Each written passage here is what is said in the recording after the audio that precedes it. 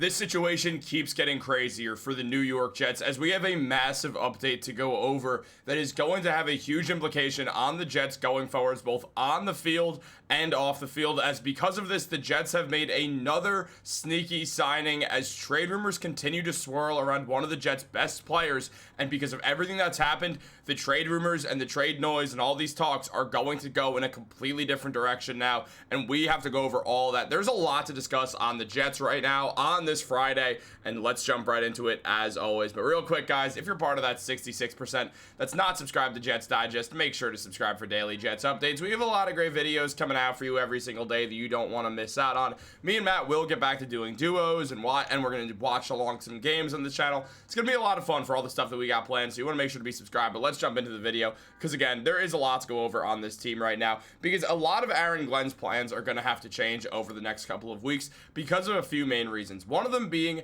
the fact that when we look at this Jets team, obviously they're 0-4. There's a lot of holes on the team. I mean, Justin Fields' passing has not been very good. Also, not to mention that Justin Fields' receivers outside of Garrett Wilson are basically non-existent, and it's led to the Jets being in a very difficult but also interesting spot, because it's clear their run game is solid. It's clear between Justin Fields, between Breece Hall, that two-headed monster right there has been ultimately successful thus far. I mean, they've been good. The problem is teams do not trust the Jets to pass the ball at all.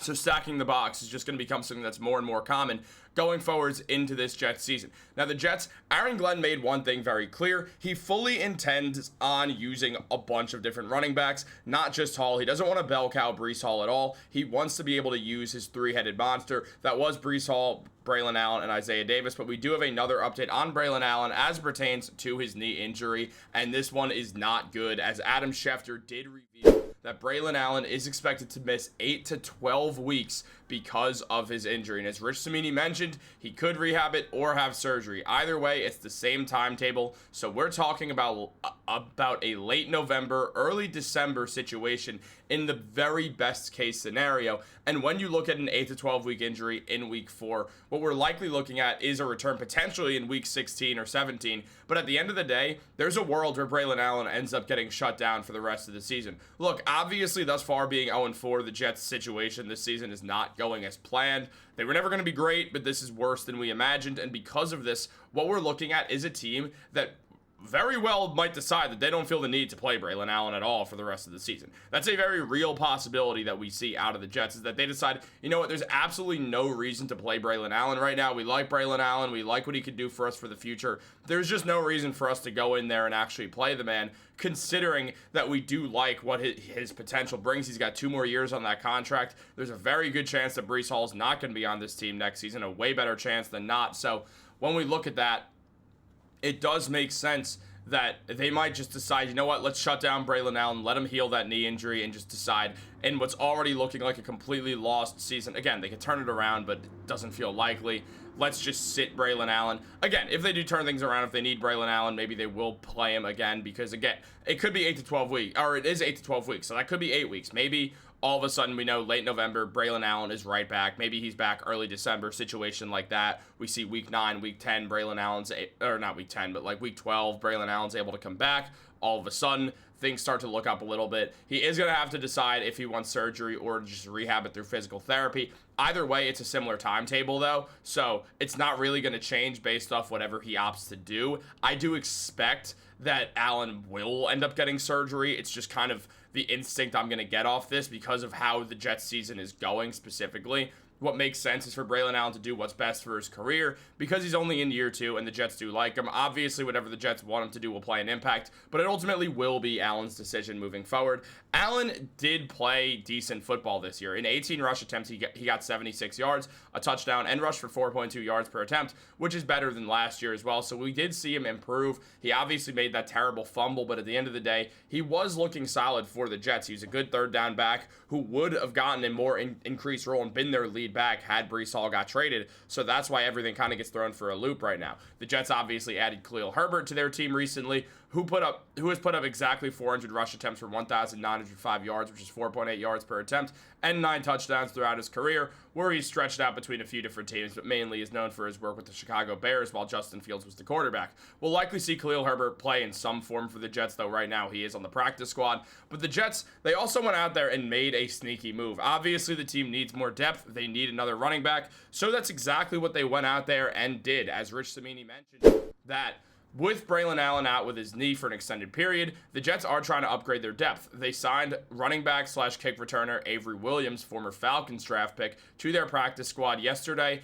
and they added Khalil Herbert to their team to the practice squad as well, as they released Lawrence Tafali to do this. So the Jets are making moves, and as mentioned by Connor Hughes, Williams was drafted in the 5th round, 183rd overall, by the Atlanta Falcons in the 2021 NFL Draft. While he has caught some passes in his career, 13 receptions on 14 targets for 61 targets, he's made his football career in returning kicks. Last season, he returned 20 punts for 185 yards and 15 kickoffs for 408 yards. For his career, Williams has 58 punt returns for 630 yards and 54 kickoffs for 1,211 yards. He does not have a touchdown in his career. The Jets have had issues on returns this season in Week 1. Xavier Gipson fumbled in the team's loss to the Steelers and was cut shortly after. This past Monday against the Dolphins, Isaiah Williams fumbled in the opening second half kickoff. One of 3 turnovers by the Jets in their Week 4 loss, and the Dolphins hadn't had a turnover up to that point on the season yet. It's unclear if Williams will be elevated for Sunday's game against the Dallas Cowboys,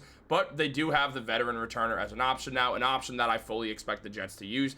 It makes sense for the Jets to go out there and actually just use Avery Williams because they need a kick returner, and to put Braelon Allen in that role when he's your second running back was just not a great idea because of the injury concern. But hey, they did it anyway, and they paid the price for it, and there's nothing we can really say about that as well. Obviously, Khalil Herbert has spent time returning kicks as well, so if he's also wants to return kicks, that's a very, very possible situation as well. So we're going to see exactly how this all goes down and kind of how it works. But there's a lot to consider with this situation because we see Avery Williams, someone who has 22 rush attempts for his career with 109 yards, which is 5 yards per attempt. He's got 1 touchdown as well.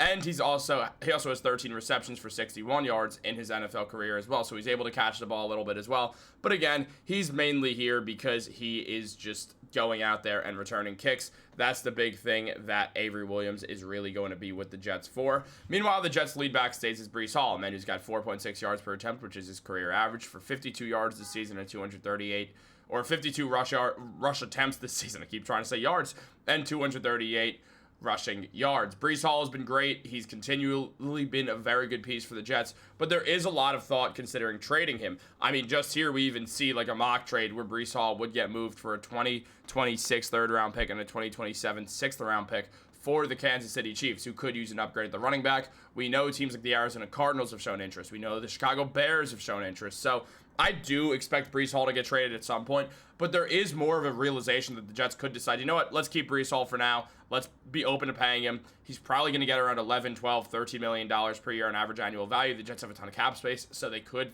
theoretically actually pay the man. It's just kind of the decision if they want to be paying a running back while they're just not a successful team. Most teams opt to not do that, so we're going to see exactly what happens with the Jets. Running backs are a replaceable position. Breece Hall is hard to replace because of how good he is. But at the end of the day, with one of the more replaceable positions in football, when you're not looking at the top tier, the Saquon Barkleys, the Christian McCaffreys of the world, we do start to see a situation where running backs can be replaced. I expect the Jets to fully replace a guy who the current regime did not draft. But we're going to see exactly what happens. What do you guys think is going to happen? What do you guys want to see happen? Let me know all that in the comments down below. Like this video, subscribe, turn on post notifications. Have a great day. Go Jets.